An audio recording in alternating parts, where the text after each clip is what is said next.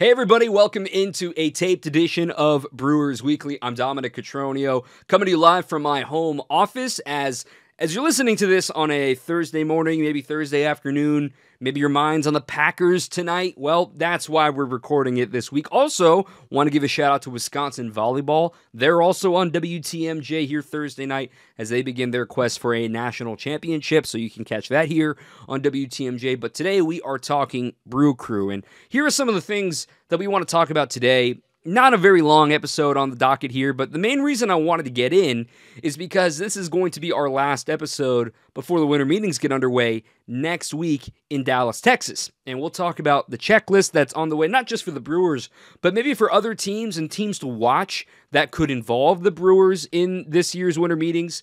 We'll also talk a little bit about the Dodgers and the deferred money and uncover that stone for a little bit and talk about that. And then also a quick preview on the Games of the Year podcast that I'm currently working on. I've teased this a couple of times on social media.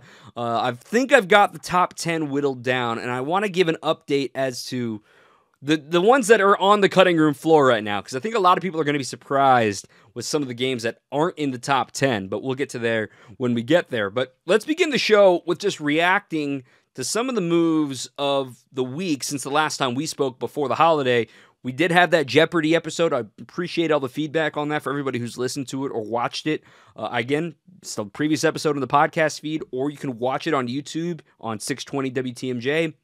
Had Brewers Jeopardy of the Year in Review, had Gabe Neitzel of Jen, Gabe, and Chewy in the Morning, also had DJ Pyhowski of No Laying Up, and had Derek Van Riper of The Athletic, and I think it was a lot of fun to record. So if you haven't listened or watched that, go ahead and check that out too. I think it's a really fun way to kill an hour wherever you may be. So the moves that have happened since the last time we spoke, the last time we were talking about Deivi Garcia getting a minor league deal for the Brewers. Well, a few more minor league deals that happened for the Brewers, and that's where it ends when it comes to Brewers moves. 3 minor leaguers, 2 pitchers, Tom Pannone and John Duplantier. It's a wild sentence to say that John Duplantier is still pitching. Kurt Hogue said it best on his tweet when this news came across. And Jared Oliva, former Pirates prospect, also signed on a minor league deal for the Brewers. Hey, if you're really into pitchers from like 5 years ago, like Deivi Garcia and Duplantier and Oliva being a prospect coming out of the University of Arizona, like if you want some prospects from a few years ago, the Brewers have got you covered with those few names. And Pannone has been in the Brewers organization before. He actually pitched for the Brewers in 2023 briefly and has bounced around a little bit, but he's back on a minor league deal. So those are the only deals strictly to the Brewers. Obviously, Willy Adames has not signed yet. Joe Ross has not signed yet. Those are the only 2 free agents to be. Also, since the non-tender deadline, Hobie Milner was non-tendered a contract, so he is a free agent for the Brewers. And I don't know if we touched on it briefly, but we'll touch on it again. Bryce Wilson, Jake Bauers cleared waivers and were outrighted and are thus free agents since they did not have options remaining. So Jake Bauers and Bryce Wilson are not in the plans for 2025 at this point, as they are free agents right now. Other moves that happened in baseball since the last time we talked. This one just broke early in the morning on Wednesday that Aroldis Chapman's going back to the AL East, but to the Boston Red Sox on a 1-year deal worth over $10 million. I thought that was very interesting. Kyle Higashioka, backup Padres catcher, had a great year going to the Rangers, and they have an established incumbent with Jonah Heim. He was hurt a little bit last year, and I wonder how much they feel they can get Higashioka as a DH maybe, and maybe there's something up the Rangers sleeve there, but he's got a 2-year deal to go to Texas. Also, former Brewer Frankie Montas gets a 2-year deal with the New York Mets, beating his, didn't want to just do a 1 year, he wanted to have multiple years, and he got $34 million, or $17 million a year, which is less than his 1 year 20, but neither side seemed like they wanted to pick that up because he wanted an extra year on top of that. So he's going back to New York, but this time to Queens. Because remember, he had a very injury-plagued year with the New York Yankees when he first traded over from the Oakland A's. Also, here in the division, Matthew Boyd, a 2-year deal to the Cubs. And judging by Cubs Twitter and their reactions and just judging from what national writers are having to say and pundits are having to say, this can't be it for the Cubs, right? Right? They got to do more than this. And it doesn't sound like they're big free agency players when it comes to spending. We've heard that song and dance before, but they are certainly in the mix for a trade, for a Garrett Crochet. Maybe they're in the mix to surprise some teams if they want to go acquire somebody like a Ryan Helsley from the Cardinals. That is in their trade world, is where they're going to be fishing out of as opposed to free agency. But they get Matthew Boyd over from the Guardians, longtime Tiger, on a 2-year deal. Other moves include, of course, Blake Snell and Tommy Edman with the Dodgers. We'll talk about those guys in just a moment when we talk about the whole Dodgers conversation here. Yusei Kikuchi going to the Angels. A 3-year deal for him. I mean, the Angels have quietly been the most, spend-happy team so far this offseason, right? They bring in Travis d'Arnaud. They acquire Jorge Soler. They've also now brought in Yusei Kikuchi. They expect Mike Trout to be healthy, so they're trying to run it back, and they're still probably not done yet. And I tell you what, if Artie Moreno really wants to shock the world and keep spending money, Corbin Burns grew up an Angels fan, and Corbin Burns is available. I think that would be something that would really suddenly be everyone go, oh, wait a minute, okay, wait a minute, like that sort of thing for the Angels, because the AL West is wide open. Now, the Rangers, I know they won the title 2 years ago. Corey Seager's been hurt a lot lately. Simeon's now on the wrong side of 31-32. I wonder how much longer he can produce at the rate that he's producing. We just talked about them acquiring Kyle Higashioka. You've also got to have questions about Josh Young and his availability at third. Is Wyatt Langford going to bounce back after his sophomore slump? What are they going to do in center field? Leody Taveras does not seem to be it. Adolis Garcia had a terrible year. So the Rangers are a lot of question marks there. And oh, by the way, what's DeGrom going to be like? Scherzer's a free agent. Their bullpen is a mess. Things to be figured out there. The Mariners gestures wildly. The Mariners, like, they should have been a lot better last year, but now there's talks about their hitter's eye being a problem for, the reason why their batting average is so low, but they have elite pitching that would envy anybody. Speaking of trades that the Cubs could be looking at, I'm sure they're calling Jerry Dipoto and trying to see, hey, any of those young starters you want to give up? That's where the Cubs are going to be looking. And then you look at the Astros. The end is near, man. I mean, they just got swept in 2 games for the Tigers at home. They've got all that money tied up in the back end of their bullpen with Brian Abreu, with Josh Hader, with Ryan Presley for 1 more year. Bregman's a free agent. Altuve signed his extension to make sure he stays the rest of his career as an Astro. Pena did not have a great year. Yainer Diaz seems like a good piece, but yet there's some defense that you worry about. John Singleton is their first baseman. Is that what they're going to roll with? So the point I'm making all of this, and then the A's are the A's, and you just gestured like they should be better, but how much are they going to be able to add to their team given they're playing in a minor league ballpark? So the A's were one of the best teams in the second half last year, and they've got some pieces, but the Angels can throw themselves in this if they go acquire Corbin Burns. It seems like Perry Manassian wants to be very active this offseason. That was a long soliloquy about the Angels that I did not expect to go on. But hey, shout out to the AL West. And then finally, a trade. We haven't seen many trades.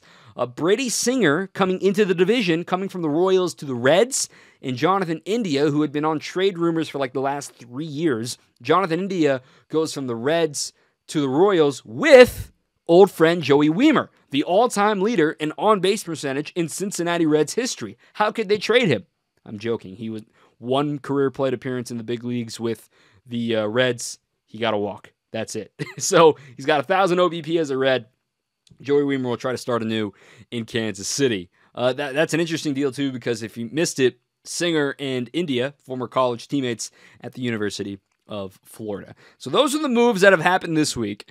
I imagine everything's going to start popping next week at the winter meetings. And I said this as such last week's show, explaining, hey, the time from the non-tender deadline and the reserve deadline until the winter meetings is like that week between Christmas and New Year's. Nothing substantive really happens during this week. So I think we're going to really see things ratchet up, and I do think Juan Soto will be signed during the winter meetings. All signs point to once Juan Soto gets signed, everything else is going to pop up after that. So really looking forward to it. Maybe we'll be reacting to it this time in 1 week, back live on WTMJ, depending on the NBA Cup. I shouldn't guarantee that yet. Depends on the scheduling for the NBA Cup stuff for the Bucks here on WTMJ.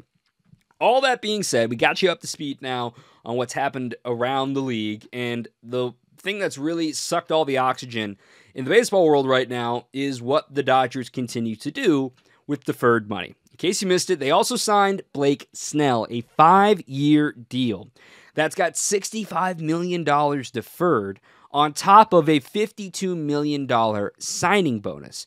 Furthermore, Tommy Edman, he gets a 5-year extension.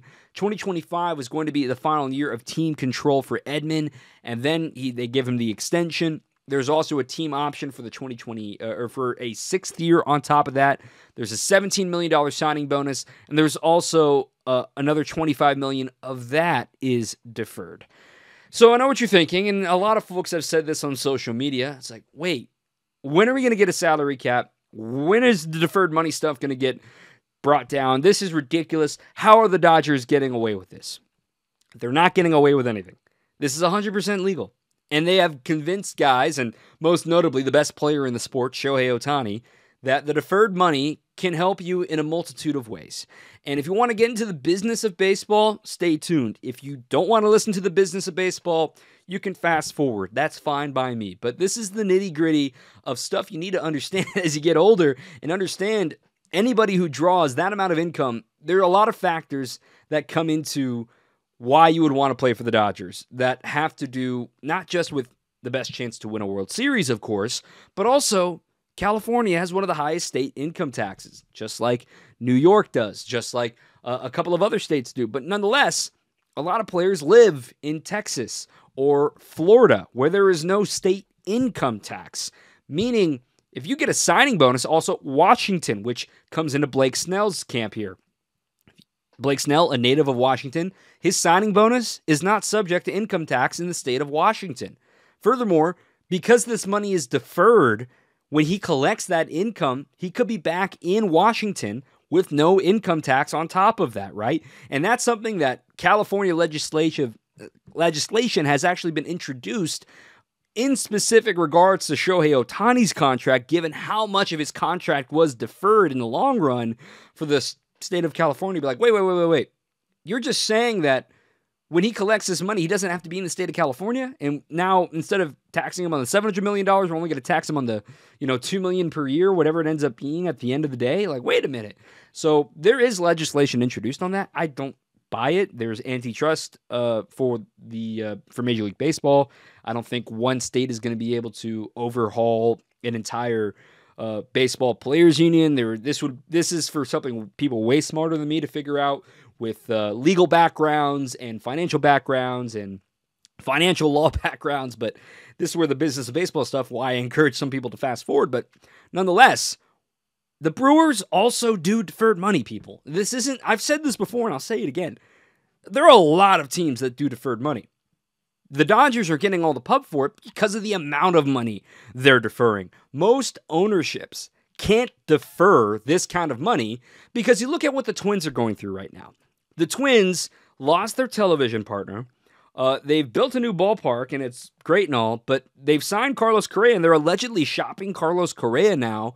And furthermore, they're selling. Their owner is inquiring about selling the team. And I tell you what, there are a lot of owners in similar market size to Minneapolis, St. Paul that are kind of holding their breath right now about, man, what are the Twins going to get bought for? It's going to be in the Bs, obviously, but how much in the Bs? Is it going to be 2 Bs? Is it going to be 1.5 Bs like Forbes says it's going to be?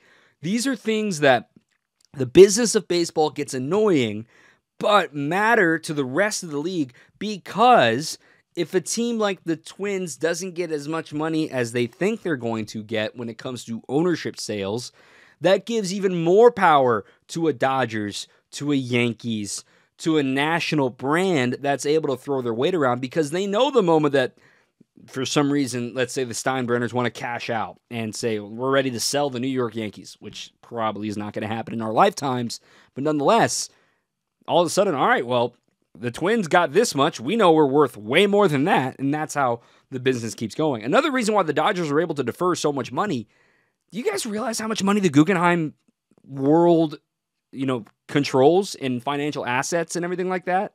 Like, it's a B, and it's 3 figures of a B. $300 billion plus in their total financial assets. I saw the headline from AP that, oh, they've got $1 billion in deferred payments all the way to the 2050s. How are they ever going to afford it? Trust me, they can afford it. And they see this as an investment. And we haven't publicly seen the books yet from the Dodgers, but one can certainly easily assume, just go pull up any highlight of Shohei Ohtani at home at Dodger Stadium and watch those billboards behind home plate change to Japanese ads. That is revenue they get to keep, right? Because they're selling more ad revenue than they normally do. They're broadcasting in multiple countries because Japan has such an interest, not just in Ohtani, but in Yamamoto. It has become investment. That is what Guggenheim does. They invest. And so they see deferred money, fine. We'll invest and continue to grow our money, and $1 billion in deferred to them, it's going to pale in comparison if they put a winner on the field. And I think Trevor Plouffe put out a great argument about this. Chris Rose as well on Baseball Today. Over on John Boy, it's like, what's the easiest way to make money in baseball? It's to win. It's to win. And the Dodgers are winning. And that's why I think a lot of folks are really annoyed. It's, oh, the rich get richer and they keep on winning. It's not a fair fight. I hear you. I 100% hear you. If it's a knife fight, right, where, Mark Atanasio, forgive me, but you're showing up with a pocket knife, and Guggenheim has a full-on multitude of machetes and a bunch of blades running around and Rambos running around. It's just like, it's not a fair fight. But nonetheless, I think what we're seeing is the players' union kind of warming up to the thought of deferrals, meaning, hey, if I don't have to get if I don't get as much money right now, or maybe you put my signing bonus in here and annually I'll be making enough, but then I'll be set for the rest of my life. We joke about Bobby Bonilla Day every year whenever it comes up that he's getting his payout from the Mets. Now, that came with interest. None of these new deferrals come with interest. But I think players are kind of sitting there like, man, I just sit on my butt, and when I'm 45 years old, I'm going to get $1 million check from X team. Sweet. Yeah, why not? So I think we're going to see teams slowly offer more deferred money. And like I said, the Brewers are a team that has deferred money. They got $28 million deferred on Christian Yelich's contract. They have $18 million deferred on Ryan Braun's contract. And they still got $5 million deferred on Lorenzo Cain's contract. So it's not like this is foreign to the Brewers. However, the big difference, of course, is the actual totals of the difference between what Blake Snell is getting deferred. And again, this is where it's not even close. It's peanuts versus grapefruits. I mean, it's not even close. It's for Snell getting $65 million deferred, right? That's combining Yeli's contract, that's combining Churio's contract, and that's combining Woodruff's contract for this season, right? I mean, those are your three highest paid players for the Brewers as of now that they're going to be deferred in just one player. It's a different fight. It's a different world, which comes down to the question that we see. It's time for baseball to have a salary cap. We've seen people argue this over and over and over again. And I will say it again here on a microphone. I will be flabbergasted, just shocked, if the players' union, watching the Dodgers spend as much money as they've spent, say, we want a salary cap. Here's the reasons why the players' union do not want a salary cap. Aside from the obvious, wait, they're not going to get paid as much. Aside from that, if there's a team willing to pay it, like the Dodgers, like allegedly Juan Soto is going to get here from one of these mystery teams, like we've seen the Brewers get aggressive with Jackson Chourio, like we've seen the Braves get aggressive with some of their players, if there's a team willing to pay it, why stop it? Why ruin a good thing? And you're going to tell me a player has to take less money to keep playing the same and, work to a max contract? It's very different in the NBA versus Major League Baseball. And then with the NFL contracts, in the signing bonus language, what goes toward your competitive balance tax, and there are still bad teams in the salary cap format that just don't know how to spend money, or teams that are continually over the penalty, New Orleans Saints. But nonetheless, there are still ways to mess up a salary cap. And just because, the Dodgers can't spend more on their players, okay, fine. They'll spend all that money on, more scouts or more analysts or more data. And there's something that came out of the World Series and how everyone knew the Yankees were going to kick the ball around and how the Dodgers analysts and everybody behind the scenes was able to really inform and keep the team honest about, hey, look out for this from this pitcher, or hey, Volpe likes to play a little toward the middle here. You'll be able to pull the ball in this scenario.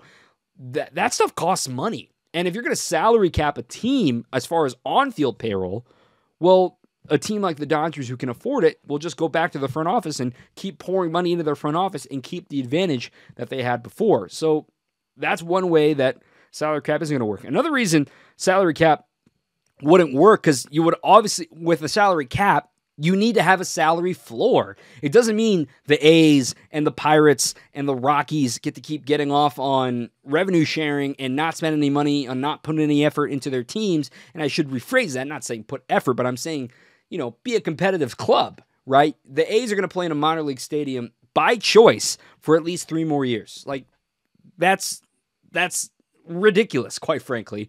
And to act like they're going to suddenly spend money when they get to Vegas, we don't know that for sure. Furthermore, you look at these teams that have never been above $120 million, and that's what a floor would have to be ever in their payrolls. You're telling me the Rays suddenly have to spend $120 million? You're telling me the A's, and you may be thinking, yeah, Dom, that sounds like a great idea. Let's make them spend more money.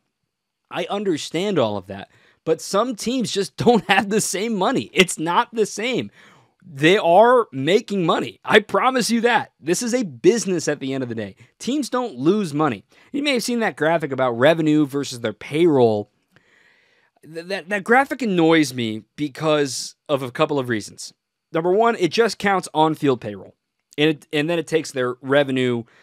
And the revenue is a misleading number there too. But let me start with the on-field payroll. That's not the only expense an owner has in running a team.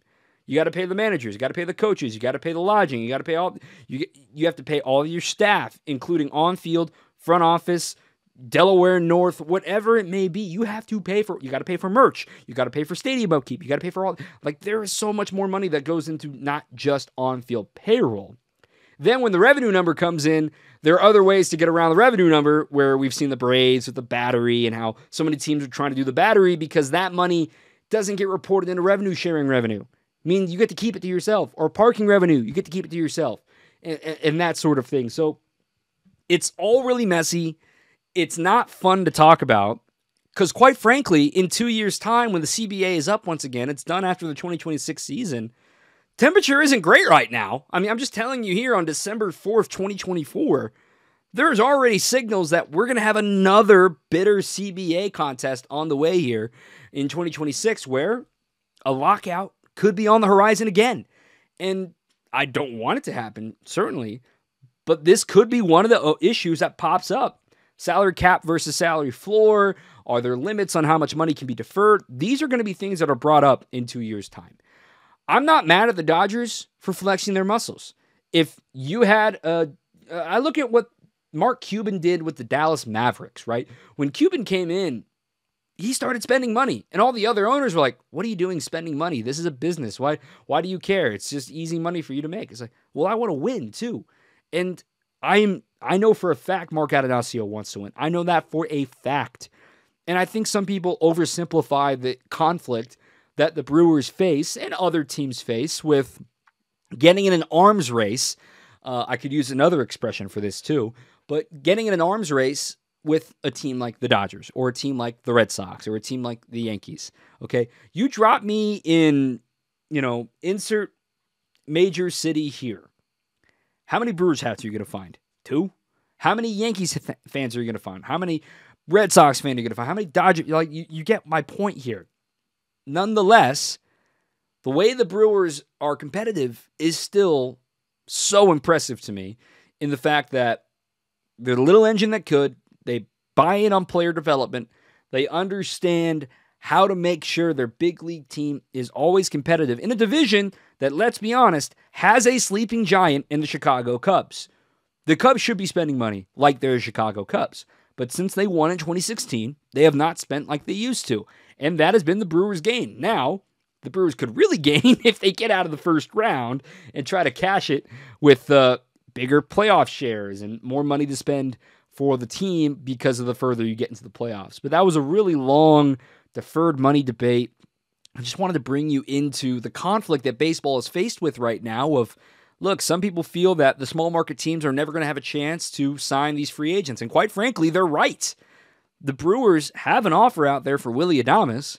Doesn't seem like it's big enough because he probably would have signed already, or wants to wait and see what somebody else wants to offer him. Or when you're watching the Dodgers keep doing what they're doing, you can't blame the Dodgers. They're trying to win. I think a lot of other teams, I'm not saying this is the Brewers, I think other teams' fan bases are like, okay, it's really annoying when the team that just won the World Series keeps spending money, right? They want to do it again. Whereas the other teams are sitting there like, well, guess we can't spend. And it's a lot deeper than just simplified like that. It's a nuanced argument that I don't want to bore you to tears with, but that's on the horizon.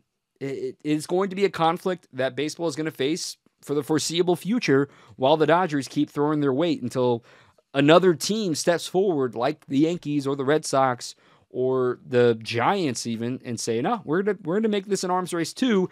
And then when it really becomes those mega powers, like comparing it to English football, the Man Cities of the world and the Man U's and Liverpools of the world versus Leicester and versus, the smaller clubs and the mid-tier clubs and the mid-table clubs. It's like, all right, well, hopefully we can have a run and get into the top 5 of the table, get the Champions League, and that's what baseball is kind of faced with right now. Okay, rant over. Exhale. Let's talk real quick about the Games of the Year preview, and then we'll say goodbye with the winter meetings checklist here. I want to lighten things up now because this will come out right before Christmas time. I'm working on it right now.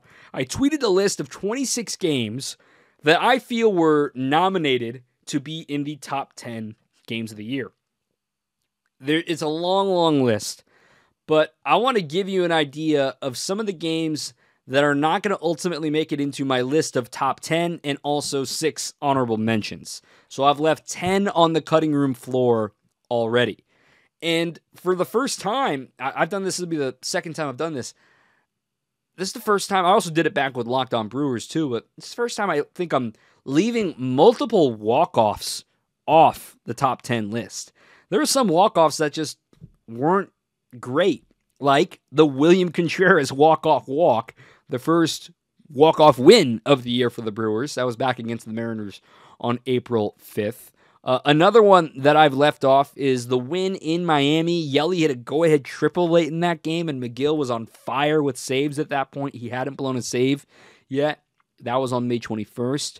I also left Willy Adames' walk-off single against the White Sox off this list because it's the White Sox. I mean, they were supposed to win that game. One funny anecdote from that game, June 1st. So he hits the walk-off, everyone's happy and everything. June 2nd, you may or may not remember, when the lineup came, it was a day game. So Saturday night game, walk-off. Sunday, day game. Lineup comes out, no William Contreras, no Willy Adames.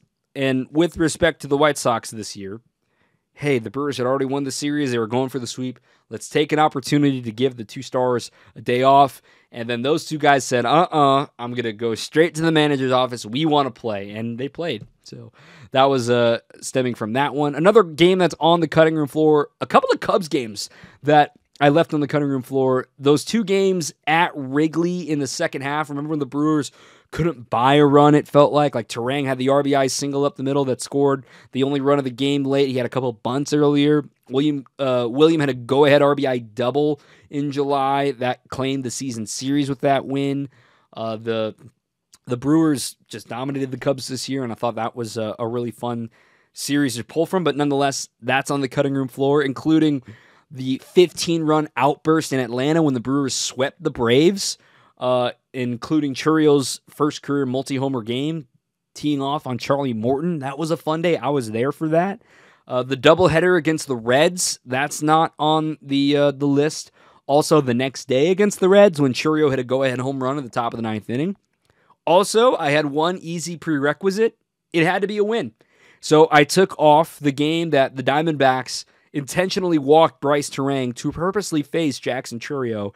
Then he gave the Brewers the lead with the triple down the line, and then Devin Williams didn't come into the game, and people were wondering, and then it got blown up and all that fun stuff. But anyway, so that game got left off. So those are a few of the taste of like, well, Dom, one of those games has to be in the top 10.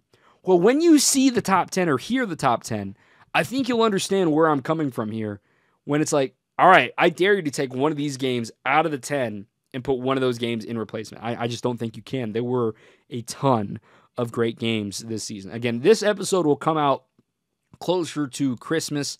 Right now, I believe I've got the Friday right before Christmas slated for my target goal to get this top 10 games of the year out. All right, let's wrap up the program with a winter meetings preview and a checklist of what's to come here for the Brew Crew. In all honesty, and we've said this all offseason long, there's not a lot for the Brewers to do right now. When it comes to their returning lineup, you look at the infield, Williams behind the plate. They've re-signed Eric Haas.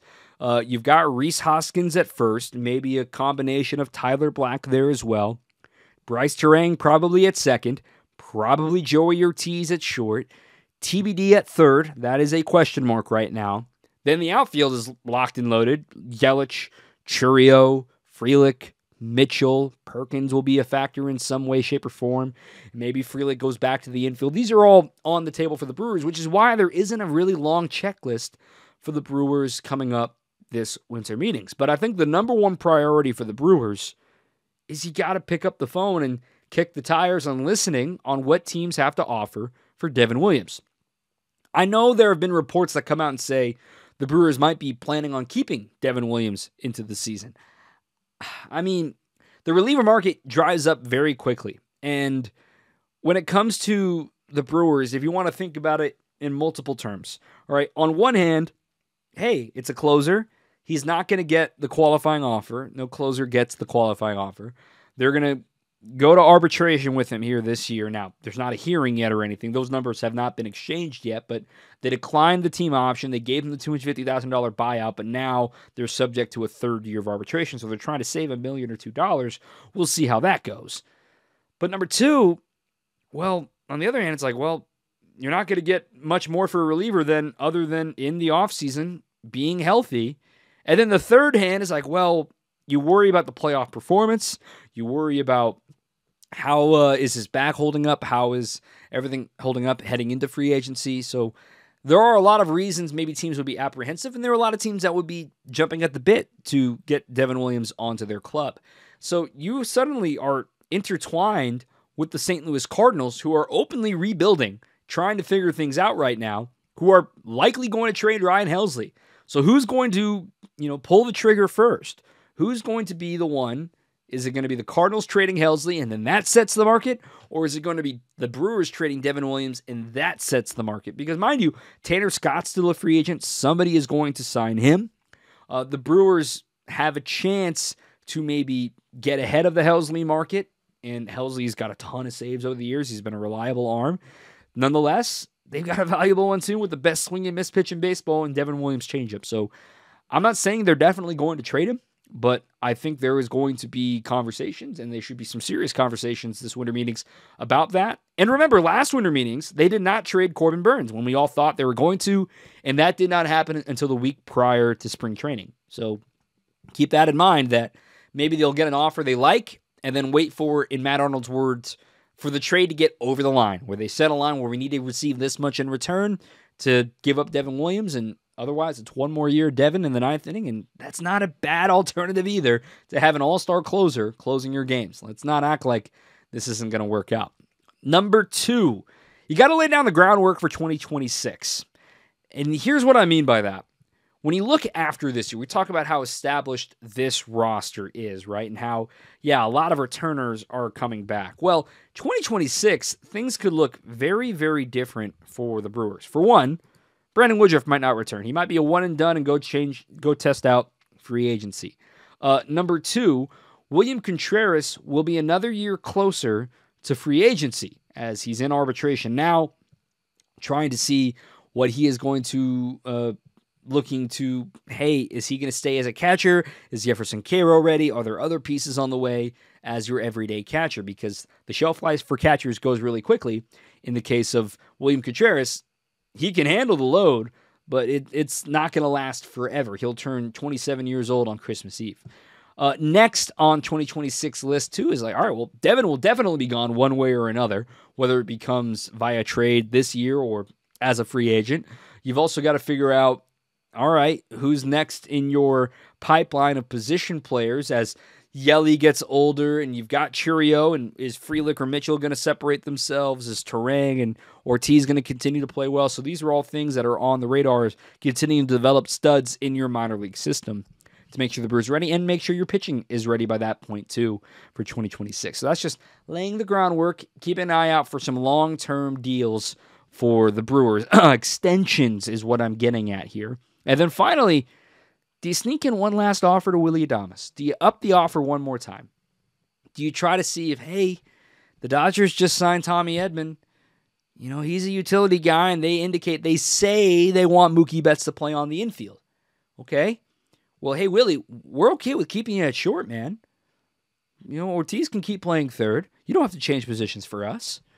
These are things that I wonder if they come up. And I wonder if the longer Willy Adames goes unsigned. Now, if he makes it through the winter meetings unsigned, I'm actually going to be pretty surprised. Because I think as soon as Soto goes, other teams will have that cash freed up that didn't get Soto, that also have a need at shortstop or third base, a la the Yankees, a la the Mets. Granted, they got Vientos, but they don't like him defensively. I don't know what they would do with Vientos in that case.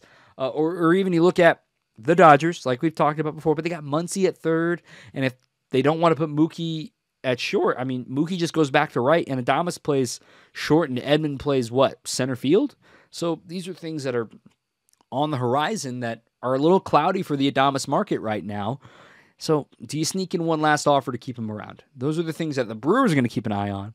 But what are other teams going to be keeping an eye on? What are the other things, aside from Juan Soto, that are going to be priorities at this year's winter meetings? Corbin Burnes and Max Fried. I think they're very similar resumes. Who's going to get more money? Now, Boris is going to be a big part of all of this, but who is going to be the one that signs first? Who's going to be the one that plays a game? And I look at this division. Look, we talked about the Cubs not wanting to spend money. The Cardinals are in a rebuild. The Pirates are close, but they have a lot to be desired on the offensive front. And then the Reds, they seem like they'll be better next year, especially with a healthy McClain, another year of Ellie, trying to get Jeimer Candelario back on track and figure out what they have with Tyler Stevenson. But the division is still the Brewers to lose. And I said this at this time last year. You got to beat the best to take the crown. The Brewers have won the division for back-to-back years.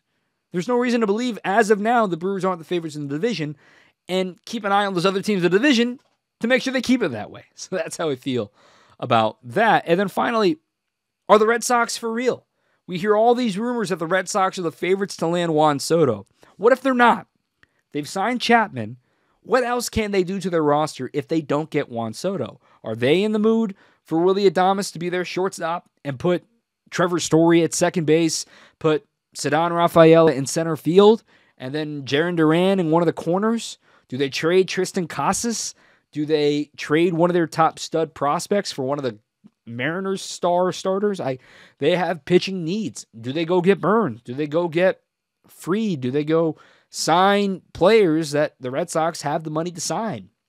That's the team that I'm most fascinated to watch in the winter meetings. Are they for real? And that's my little soapbox is what to look forward to next week. The winter meetings is a lot. I've said this before. I'm not going this year, but it'll be fun to watch from the comfort of my couch, reacting to it all with MLB Network on the TV next week. That's going to do it for this episode of Brewers Weekly. Thank you so much for listening or watching.